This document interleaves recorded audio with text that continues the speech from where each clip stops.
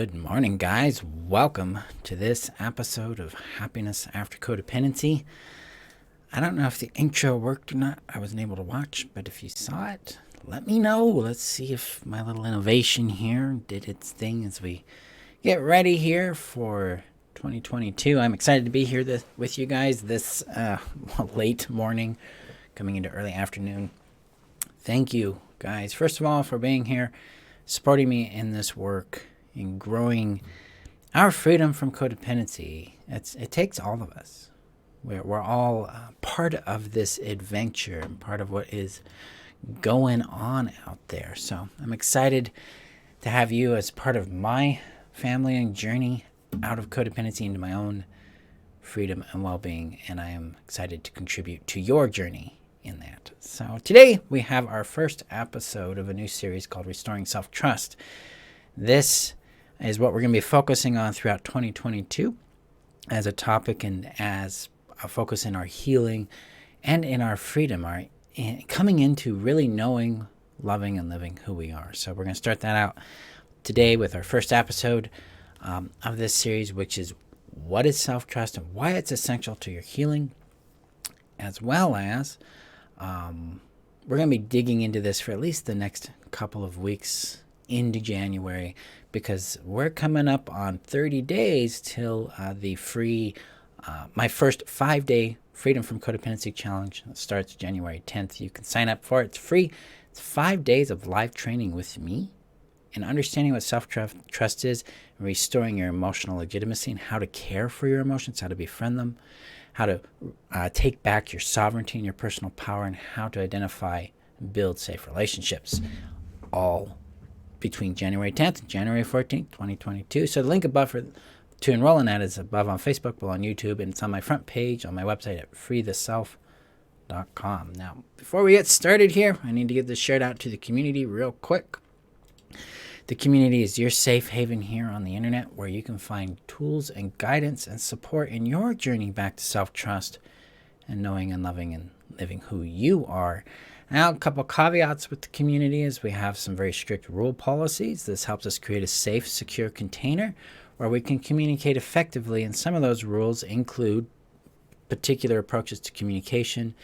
We also have a high, we have a high, I don't know if that's the right word there, but we have a strict policy on religious and political topics being discussed and being shared. Those are not allowed in the community, along with specific kinds of terminology from religious, new age, spiritual concepts, because a lot of our members have been harmed by those concepts. So that's for your informed consent. If those are aspects that you need in your healing, the community is not the place for you. But if you're fine with that, come join us, get tools, support, and guidance in your journey back to yourself. So I'm going to get this shared out to the community right now. Let me know how you guys are doing in the comments below, because I know the holidays can be a challenging experience for us. It's real normal.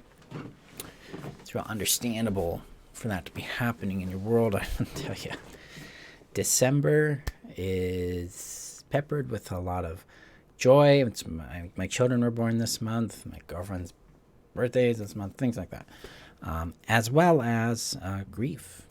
There were things in my life that happened in this month that permanently changed it. So, yeah, if you're feeling grief, if there is tenderness in you right now, it's just sadness or just a longing, those are normal things. And I hold space with you in that. And if there's joy and celebration in your world, I hold space with you in that as well. All right.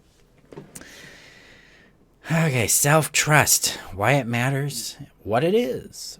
The reason I'm focusing on self-trust, one, it's become my passion in the last year. Self-trust has really grounded me into my body, into my senses, into my perception, into the legitimacy of myself and my being. Self-trust has helped anchor and root the healing work that I've been doing for the last 13-ish years of my life, making it solid. There's an irony in all of this, because self-trust is something that's alluded to in the work that we do with our therapists, or with me, with reading a self-help book, watching videos and stuff. It's in the background, yet it's not deliberately discussed and approached with a high degree of magnitude. And I've been inspired by this. I want to bring this to the forefront and make this our first primary focus in our healing, because it's radically shifted how healing has worked for me. And I'm starting to see that in my students and clients that are practicing this in their world.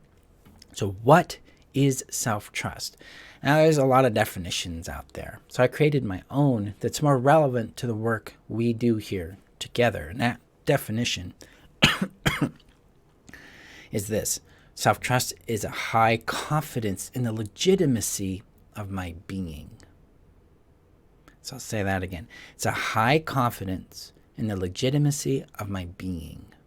Now, the being, the word being, encompasses everything. It's my feelings, it's my thoughts, it's my emotions, it's my needs, my wants, my personality, my current sense of identity, my capacities, my limits.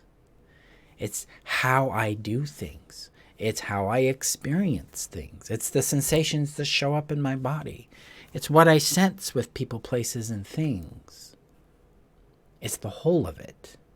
So we can take that definition and exchange the word being with a high degree of confidence in the legitimacy of my emotions, the legitimacy of my experiences, the legitimacy of my body's reactions to people, places, and things it encounters. See, one of the biggies that we all wrestle with, especially since we're coming from narcissistic abuse, we're coming from a history of being likely parentified or turned into the parent of the parent, is that we have been taught and conditioned to doubt the legitimacy of the way our bodies react to what they experience. This is where the sense of being broken comes from, being flawed, something's wrong with me. This is where those things show up. This is where we change it. See, when we move towards self-trust, these things become our ally, not our enemy. They don't become something to fix, they become something to understand and to respect. And this gets us aligned with our personal sovereignty, our innate wholeness, and restores to us our sense of personal authority over our life and over what's in our yard. And our yard is anything that we manage, our choices, actions, feelings, and desires. Is the basics of the yard. It also restores to us the ability to access our personal power, so we can use our ability to make choice and take action in a way that benefits our well-being and happiness in a consistent way. All of this is built on the foundation of self-trust. It's a belief that, hey, this is legitimate, this is real, and I'm going to mute the thingy so it doesn't make more noise. There we go. Now, there is some very specific reasons why your self-trust you don't have a high degree of self-trust right now. It's not because there's something wrong with you. It's because of what you've been through. So this is the origin of codependency and the origin of self-doubt. Okay? So each of us have three primary needs in our world, in our lives. These needs are consistent. They exist from childhood all the way to the time we exit this reality. And those three needs are safety, connection, and identity. Now, when we entered the world, we depended on our parent, we depended on our culture, our community for safety, connection, and identity. And when those are unsafe, those are unreliable, those are inconsistent, our nervous system feels threatened. And the nervous system then says, what can I do to restore safety or create more safety in this? If you're dealing with codependency, your nervous system chose a fawn and freeze approach towards what's going on. Sometimes it can be a fawn and fight approach, but the fawn component's the most critical. Fawning is a nervous system response that motivates us to please and appease the other individual. This is where our codependent behaviors of people-pleasing, fixing, enabling, avoiding conflict, trying to control things, and ultimately conforming or mimicking the other person comes from. The goal with fawning is, hey, if I can become appealing to the threat, they won't hurt me. They might even love me. That's the goal there in fawning. Now, fawning does a very specific thing to our nervous system and to our brain. It halts our ability to discover ourselves and to do a process called individuation. If we can't become ourselves or separate from others, aka individualized, or I know who I am, I can sense into my own feelings, my own body, I know my own container, my own physicality. I'm able to access my thoughts and feelings and acknowledge them, take action from them and for them. If I can't do that, I am then dependent on an external source for what I need. And that external source is going to be another person. This is where codependency steps in. Codependency says, I need them to love me, so what do I need to do to get that to happen? So who do I need to be so that they'll love and like me? What do I need to do so that they'll love and like me? We are divorced in this moment from ourself. And this divorce is caused by self-doubt. Self-doubt damages the innate self-trust we have in ourselves, causing us to look externally for validation, for approval, and for reassurance, rather than internally for validation, approval, and reassurance. We become externally dependent on these other people, places, and things out there for our sense of self, identity, for our sense of connection, and for our sense of safety. This is a really smart move on the brain's part because it understands it doesn't have the power, it doesn't have the resource to care for itself without these other people in our world at that time. So fawning isn't a problem at this stage. It's how you survived unreliable, chaotic, abusive dynamics in your world. It did its job. It kept you alive. Our work now is to move beyond the fawn response and move back into an advocacy response where we're engaging a healthy fight and flight response towards the things we experience. So we can advocate and we can leave based on the situation and what's showing up. Now, this chaos, and especially the abuse and neglect, caused us to doubt ourselves. Self-doubt is created by the abuse and neglect we've experienced. For instance, being told you're too sensitive, you're too needy, you're too much, you're not enough. These things cause us to doubt ourselves. We doubt our feelings. We doubt the message or the impulse we feel in our body. We doubt whether or not these are good or right things. We watch what the other person does and they don't seem to need anything. Well, why should I? Oh, but they do need things, but they do it this way and I'm not allowed to do it that way because I get punished for it. We're getting this internalized sense of judgment towards ourselves. And we're learning or being taught to doubt ourselves. So our self-doubt is created by the abuse and neglect we experience, and this happens very, very early on. So for our adult selves, this feels like it's just normal because it's been going on so long. But when we go back far enough, we find a point in time where this was a natural thing for us to trust ourselves. It's that self-trust that got you fed because you cried. You spoke up as best you knew how, which for an infant's crying. It's that self-trust that got you to crawl, got you to walk, got you to talk, got you to take action in your world and learn how to affect it. Self-trust has always been operating in your world. In fact, your self-trust is redirected into the other person's point of view. We trust them over ourselves. We make trusting them the priority rather than our own self-sense. We do that because of the fawn response. This is where codependency comes from. This is its origin, regardless if you're experiencing narcissistic abuse, whether or not or if you're experiencing well-meaning but neglectful parenting, where the parent is well-meaning but they were not available, they were not there to resource and care for you, single-parent homes, things of that nature. If you've been through an emotionally unavoidant or emotionally unavailable or an avoidant relationship, yes, it's the same origin because we begin again to doubt ourselves. We put out these really sensitive, powerful emotions and then they're like, oh, why? I don't want that. Ew.